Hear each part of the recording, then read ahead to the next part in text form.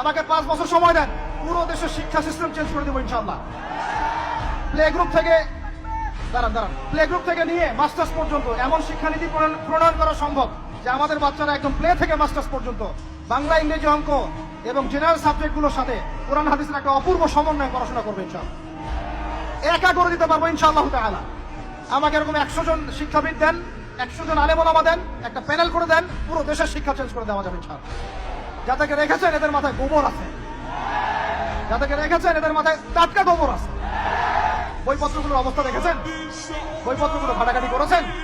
সমকামিতা প্রমোট করছে আমাদের দেশের মধ্যে, ট্রান্সজেন্ডার প্রমোট করছে আমাদের দেশের মধ্যে, আমাদের বাচ্চা কাচ্চা, কচি কাঁচা বাচ্চাদেরকে শারীরিক শিক্ষার নামে যৌন শিক্ষা দিচ্ছে।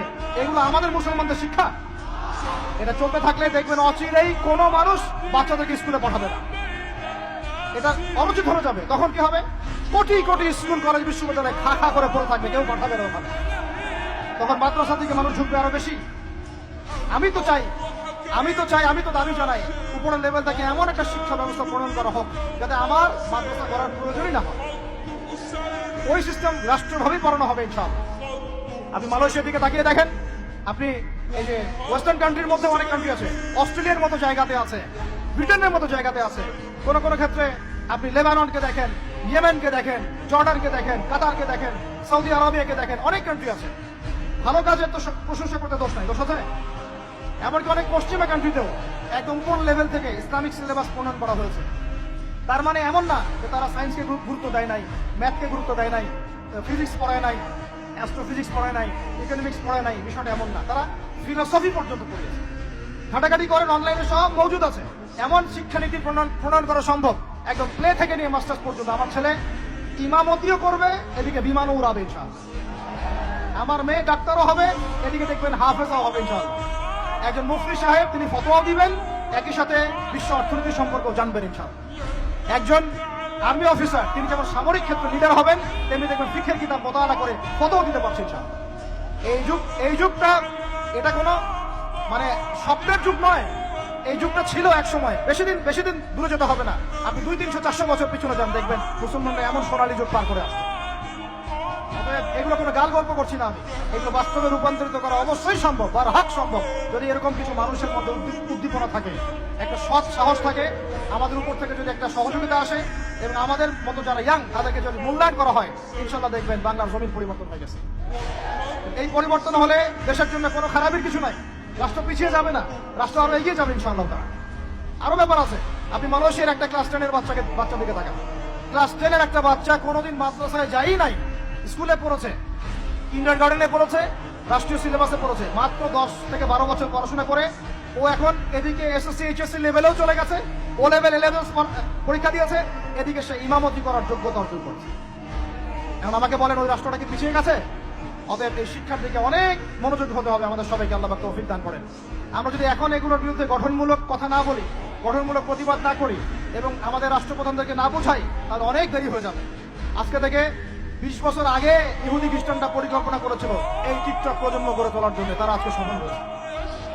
এখন আমরা যদি এখন চুপ করে থাকি, আগামী 20 বছর পর আপনি দেখবেন আরেকটা প্রজন্ম আসছে, এরা মানুষের সালাম পর্যন্ত দিবে না। দেখে নিন না, 20 বছর লাগবে না, 5টা বছর যাক, তারপর দেখেন কি হয়। আল্লাহ, এরা কি এখন বাসায় ঢুকে বাবা মাকে সালাম দেয়? কারণ কোন প্রতিষ্ঠান ওকে সালাম দেওয়া শিখায় নাই, স্কুলে না, কলেজে না, কোথাও সে সালাম দেওয়া শিখছে না। আসসালামু আলাইকুম ওয়া রাহমাতুল্লাহি ওয়া বারাকাতুহু বিশুদ্ধ করে বলতে পারছে, বিশুদ্ধ করে বলতে হবে না? অর্থ আছে না? এর একটা তাসবিহ আছে না? এগুলো তো আমরা গুরুত্ব দিচ্ছি না। এমন প্রজন্ম গড়ে উঠেছে অলরেডি যারা এখন পিতা মাতাকে সালাম দেয় না, পিতার সাথে ঝগড়া করে, মায়ের সাথে, মায়ের গায়ে হাত তুলে, সম্পত্তির জন্য মাকে হত্যা করে, সম্পত্তির জন্য বাবার গায়ে হাত তুলে। ওই দিক থেকে মাস্টার ডিগ্রি পাশ করে আসে ব্রিটেন থেকে, অক্সফোর্ড থেকে, কেমব্রিজ থেকে আইসা এদিকে প্রফেসর হয়েছে বিভিন্ন বিশ্ববিদ্যালয়ে, বাবা পড়ে আছে বৃদ্ধাশ্রমে। কতগুলো এক্সাম্পল নেবেন? এগুলো আমি কি গাল গল্প করছি? আমি কোনো গাল গল্প করতে এখানে আসি, এগুলো বাস্তবতা। আপনার কাছে মনে হচ্ছে পুরো বিশ্বের শিক্ষা খুব উন্নত, বাহ্যিকভাবে বস্তুবাদী ক্ষেত্রে উন্নত, মঙ্গলে যাচ্ছি, চাঁদে যাচ্ছি, স্যাটেলাইট পাঠাচ্ছি ইত্যাদি, তো এগুলো বস্তুবাদী উন্নতি। আদতে কি হচ্ছে দেখেন, নীতি নাই, শিক্ষা অর্জন করার পর নৈতিকতা নাই, চরিত্র নাই, সালাম কালাম নাই, ধর্মভীরুতা নাই, আমানতদারিতা নাই, একজন একজন ডক্টর, সে মাশাআল্লাহ ডক্টর হয়েছে, হওয়ার পরে এখন সে দেখছি কসাই হয়ে গেল। তাহলে কোন শিক্ষাটার ঘাটতি হলো? নীতি, নৈতিকতার, ইসলামের ওই বুঝটা নাই, পরকালীন কনসেপ্ট নাই। একজন ইঞ্জিনিয়ার মাশাআল্লাহ, আপনি theta, sine theta, cos theta সব তো বুঝেন মাশাআল্লাহ। আপনি একজন আর্কিমিডিস থেকে শুরু করে পিথাগোরাস সব পড়ে ফেললেন, কিন্তু ইঞ্জিনিয়ার হয়েও আপনি চোর হলেন। তাহলে কোন শিক্ষার অভাব হলো বলেন? একটা মেয়েকে আপনি দেখছেন মাশাআল্লাহ এগিয়ে যাচ্ছে, বাপরে বাপ, ফেমিনিস্ট রেভলিউশন। আদতে ওর গায়ে এখন একটা গেঞ্জি, ওর গায়ে পায়ে একটা জিন্সের প্যান্ট, বাইরের চলাফেরা দেখে তার অঙ্গ প্রত্যঙ্গ সব স্পষ্ট দেখা যাচ্ছে, সে স্পষ্ট বেপরদায় চলছে। একটা ছেলেকে আপনি দেখছেন বাহির থেকে পড়ে আসলো, এসে এখানে ট্রান্সজেন্ডার হয়ে গেল, লিঙ্গ পরিবর্তন করতেছে। ছেলে পেলেকে দেখছেন এখানে ডিগ্রি অর্জন করেছে, কিন্তু মাদক ছাড়তে পারছে না, মেয়েদের সাথে জেনা ছাড়তে পারছে না, সমকামিতা ছাড়তে পারছে না। শিক্ষা সংজ্ঞাটাই বা আসলে কি? তাহলে সংজ্ঞাটা কি? এডুকেশনের সংজ্ঞাটা কি আমাকে বলেন? শিক্ষার মূল সংজ্ঞাটা কি? আমরা কি এই বিশ্বের মূল শিক্ষা ব্যবস্থা কি মুসলমানরা গড়ে দেয় নাই? একটা বই কিনেন বাসায় গিয়ে, যে এই বিশ্বের 1000 সেরা আবিষ্কার, ওখানে দেখবেন সবগুলো মুসলমানদের নাম আছে না নাই? আপনি যে ল্যাপটপ চালাচ্ছেন, অ্যালগোরিদম কে দিয়েছে? হিন্দু ভাইরা দিয়েছে? খ্রিস্টান ভাইরা দিয়েছে? আমি বোঝানোর জন্য ভাই বলছি, বৌদ্ধ ভাইরা দিয়েছে? ইহুদিরা দিয়েছে? এরা দেয় না। কারা দিয়েছে? মুসলিমরা দিয়েছে। আপনি যে মেডিকেল সায়েন্সের কথা বলছেন, মূল জিনিসটা কে দিয়েছে? মুসলিমরা দিয়েছে। রক্ত সংবহন তন্ত্র কারা আবিষ্কার করেছে? মুসলিমরা। আপনি জাবির ইবনে হাইয়ানকে ছাড়া আপনি কেমিস্ট্রি পড়াতে পারবেন না। ইবনে রুশদ, ইবনে সিনাকে ছাড়া আপনি মেডিকেল সায়েন্স আগাতে পারবেন না। আপনি ইবনে রুশদ ছাড়া এই যে আমরা পাটিগণিত, বীজগণিত, জ্যামিতি, ত্রিকোণমিতি, পরিমিতি করে আপনি পড়তে পারবেন না। আমরা তো জেনারেল লাইন পড়েছি, আমাদের সাথে বসেন, এগুলো হয়তো সবাই আপনাকে বোঝাতে পারবে না। জ্যোতির্বিদ্যায় যাচ্ছেন, আপনি অ্যাস্ট্রোনমিতে যাচ্ছেন, অনেক কিছু করছেন, আপনি মুসলিমদেরকে ছাড়া এক পা আগাতে পারবেন না। মূল ভিত্তিটা করে দিয়েছে কারা? উমাইয়ারা, আব্বাসীয়রা, সেলজুকরা, উসমানীয়রা এবং 4 খলিফার সময়। এই সময়ে এই শিক্ষার মূল ভিত্তিটা দাঁড়িয়েছে। এই যে আমরা যে নাহু সরফের কিতাবগুলো পড়ি, আমাকে বলেন তো, নাহু সরফের কিতাব রাসূলের যুগে ছিল? বলেন, ছিল না। কোন খলিফার সময় থেকে এগুলো সারা বিশ্বে ছড়িয়ে গেল? নাম জানেন?